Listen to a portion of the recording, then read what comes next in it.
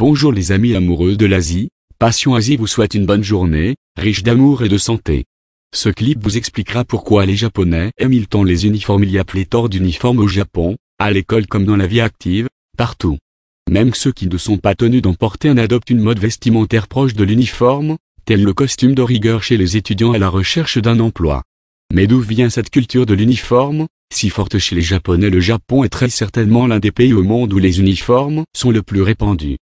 La jeunesse porte l'uniforme du collège au lycée, et parfois même à l'université. L'uniforme d'entreprise, essentiellement pour les femmes, quant à lui, est visible sur les lieux de travail, des plus petites entreprises aux firmes géantes, des showrooms de luxe aux échoppes de vente de téléphones portables. Dans quel autre pays du monde cet engouement pour les uniformes est-il aussi fort? Ce qui me paraît particulièrement intéressant dans ce phénomène est l'apparition de situations où les gens portent volontairement des vêtements quasiment identiques, alors même que rien ni personne ne le leur impose. Un bon exemple est le code vestimentaire des étudiants à la recherche d'un emploi, un costume noir de coupe standard, qui ne révèle rien de la personnalité de son propriétaire. Ce vêtement a tout d'un uniforme.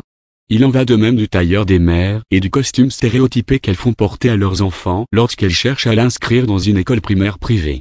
Un accoutrement qu'on pourrait baptiser pseudo-uniforme.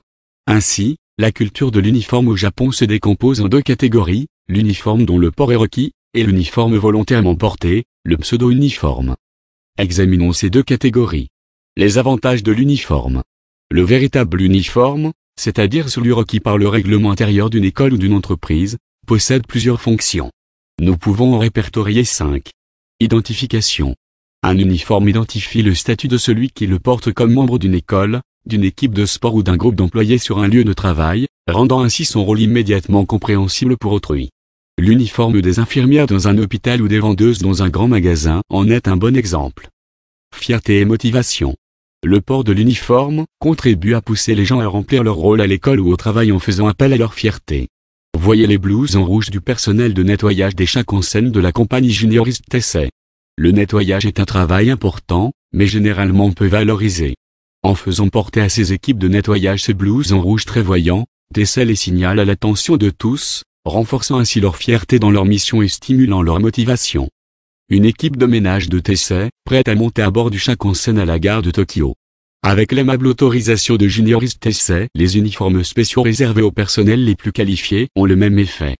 Par exemple, l'uniforme des copilotes de l'aviation civile est orné de 3 galons sur les manches et les épaulettes, alors que les pilotes en ont 4. C'est une autre façon de faire appel à la fierté et de renforcer la motivation. Sécurité et confort. L'uniforme des ouvriers est un exemple de vêtement au port obligatoire destiné à améliorer la sécurité et le confort. Il est conçu pour faciliter le travail et apporter une protection contre les risques d'accident. Publicité. L'uniforme peut également être un support promotionnel de l'image de marque. Celui des hôtesses de l'air de la compagnie Singapore Airlines constitue un exemple typique.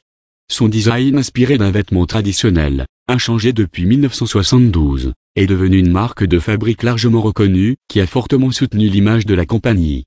Capacité de recrutement. De nombreux uniformes stimulent également la puissance de recrutement de l'organisation qu'ils représentent, en donnant envie aux gens d'y travailler. Un bon exemple est celui de l'uniforme des employés de Disneyland. L'uniforme sert donc une multiplicité d'objectifs, à la fois pour l'organisation qu'il impose et pour ceux qui le portent. Porter un pseudo-uniforme, pour ne pas y penser, examinons maintenant les pseudo-uniformes. Les raisons pour lesquelles les Japonais achètent et portent ces vêtements standardisés, alors même que rien ne les y oblige, peuvent être résumées comme suit: éviter l'échec. Le désir d'éviter l'échec sous-tend la demande en pseudo-uniforme chez les étudiants à la recherche d'un emploi ou chez les mères et leurs enfants qui aspirent à intégrer une école privée. Personne ne veut courir le risque de se dire, avec le recul, que son échec à obtenir un poste ou une place à l'école tient à ses vêtements. On finit donc par s'habiller comme tout le monde. Le pseudo-uniforme est une manifestation de la peur de l'échec chez les Japonais. Réprimer son individualité. Un autre élément qui alimente la demande en pseudo-uniforme est le souhait de ne pas se démarquer du groupe. Et cette situation devrait persister tant que la société japonaise n'acceptera pas la diversité ni ne considérera l'expression de l'individualité comme la norme. Un marketing efficace. Les costumes des étudiants à la recherche d'un emploi sont nettement plus standardisés qu'autrefois. On ne remarque quasiment plus la moindre variation. Cela tient à la profusion de messages qui prétendent détenir les clés du succès ou de l'échec dans la recherche d'un emploi, ainsi qu'à la rapide multiplication du nombre de boutiques qui vendent des costumes spécifiquement destinés aux étudiants pour leurs entretiens d'embauche. Il y a une vingtaine d'années, ni ce flot d'informations ni l'offre en costumes standardisés n'existaient, et les étudiants choisissaient leurs costumes pour les entretiens de leur propre chef, en suivant les conseils de leur père. Aujourd'hui, on leur propose une solution clé en main. Il est difficile d'aller à contre-courant. On peut en dire autant pour les vêtements portés lors des entretiens d'admission dans une école primaire. Le commerce de ces pseudo-uniformes est devenu une activité florissante. Les compagnies japonaises sont douées pour ce type de merchandising standardisé. Elles ont créé un marché à l'échelle nationale, où les gens peuvent acheter un produit sans réfléchir à d'autres possibilités. Avec la demande actuelle à la fois, pour de véritables uniformes et pour ces pseudo-uniformes, nul doute que le Japon sera quelques années encore l'un des pays les plus uniformisés du monde. Merci de votre attention sur la chaîne YouTube Passion Asie. Pour avoir les nouvelles vidéos sur l'Asie, merci de vous abonner sur la chaîne en cliquant le bouton inscription et la cloche. Bonne journée.